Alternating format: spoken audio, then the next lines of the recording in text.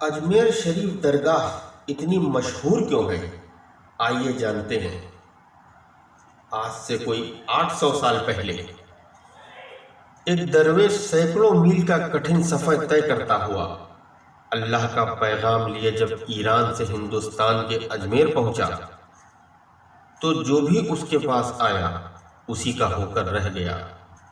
उसके दर पर दीन और धर्म, अमीर और गरीब, छोटे और बड़े, किसी भी तरह का भेदभाव नहीं था। सब पर उसके रहमो करम का नूर बराबरी से बरसता था। तब से लेकर आज तक 8 सदी से ज्यादा वक्त बीत गया, लेकिन राजा हो या रंग, हिंदू हो या मुसलमान, जिससे भी उसकी चौखट चूमी वो खाली नहीं गया। ख्वाजा साहब या फिर गरीब नवाज के नाम से लोगों के दिलों में बसने वाले महान सूफी संत मोइनुद्दीन चिश्ती की दरगाह का बुलंद दरवाज़ा इस बात का गवाह है कि मोहम्मद बिन तुगलक, अलाउद्दीन खिलजी और मुग़ल अकबर से लेकर बड़े से बड़ा हुक्मरान यहाँ पर पूरे अदब के साथ सिर झुकाए ही आता है। ये दरवाज़ा इस बात का भी गवाह है कि ख्वाजा साहब सर्वधर्म सद्भाव की दुनिया में एक ऐसी मिसाल है जिनका कोई सानी नहीं। महान सूफी संत हज़रत ख्वाजा मोइनुद्दीन चिश्ती की अजमेर स्थित दरगाह इस्लामी प्रचारक का केंद्र बनी, बल्कि यहाँ से हर मजहब के लोगों को आपसी प्रेम का संदेश मिला है। इसकी मिसाल ख्वाजा के पवित्र आस्थाने में राजा मान सिंह का लगाया चांदी का कटहरा है। वहीं ब्रिटिश महारानी क्वीन का अकीदत के रूप में बनवाया गया वजू का हौज है।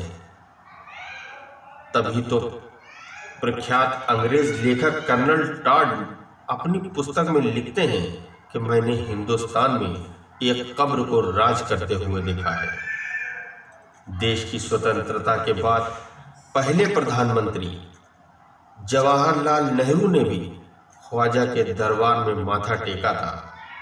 पंडित नेहरू ने ही ख्वाजा साहब के एक खादिम परिवार को अकीदत से महाराज नाम दिया था।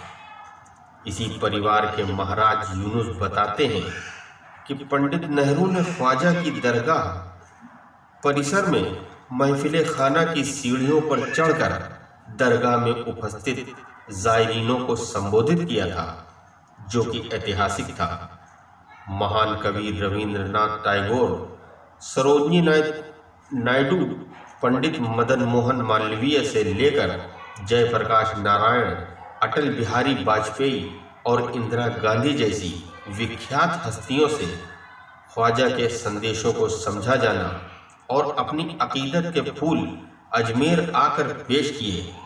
आज भी इन तमाम हस्तियों के हस्तलिखित नजराने खादिमों की संस्था अंजुमन सैयद ज़ादगान के रिकॉर्ड में सुरक्षित हैं। दरगाह में अब पहले से ज़्यादा हिंदू परिवार बिना किसी खौफ के रोज़ाना आ रहे हैं।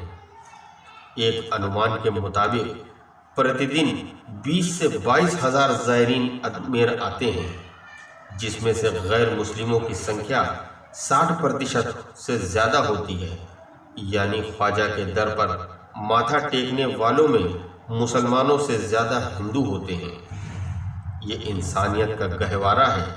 ये एक दिन में नहीं बना। इसके पीछे ख्वाजा गरीब नवाज की इबादत, मेहनत और कर्म का लंबा अनुभव है। सूफीवाद चलाकर ख्वाजा गरीब नवाज उर्फ ख्वाजा मोइनुद्दीन चिश्ती ने अपने सभी उत्तराधिकारियों को अपना दर सभी मजहबों के लिए खोलने और सभी के लिए दुआ करने की हिदायत दी। यही कारण है कि आज ख्वाजा मोइनुद्दीन चिश्ती के उत्तराधिकारी महरौली दिल्ली स्थित ख्वाजा कुतुबुद्दीन चिश्ती की दरगाह हो या हजरत निजामुद्दीन चिश्ती की, सभी सूफियों की दरगाह में सभी धर्मों के मानने वालों का तांता लगा रहता है। इतिहास के मुताबिक हिंदुस्तान में सूफीवाद का उधम भक्ति आंदोलन की तर्ज पर ही हुआ है। ईरान के संजर नगर से चलकर हिंदुस्तान की सरजमी पर धर्म के प्रचार प्रसार के लिए पहुंचे सूफी संत हजरत ख्वाजा मोइनुद्दीन चिश्ती ने जब 11वीं सदी के अंतिम हिंदू सम्राट पृथ्वीराज चौहान के शहर अजमेर को अपना उपासना स्थल और कर्म भूमि बनाई, तो उन्हें ये महसूस किया कि यहाँ एक तरफा धर्म नहीं चल सकता। यहाँ इस्लामी सिद्धांतों को यहाँ की धार्मिक मान्यताओं से जोड़कर चलना होगा।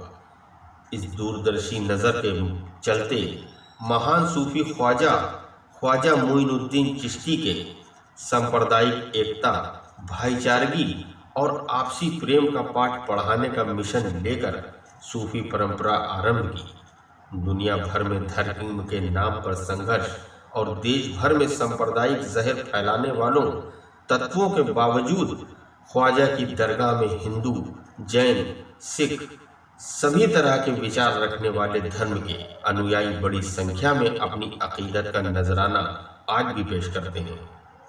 सूफीवाद में एक ईश्वर की उपासना तो है, लेकिन सूफी को किसी एक धर्म से जोड़कर देखना नहीं है। यही सबसे बड़ा कारण रहा है कि 800 साल से ख्वाजा के दर पर सभी धर्मों के लोग बराबर अपनी आस्था रखते आ रहे हैं।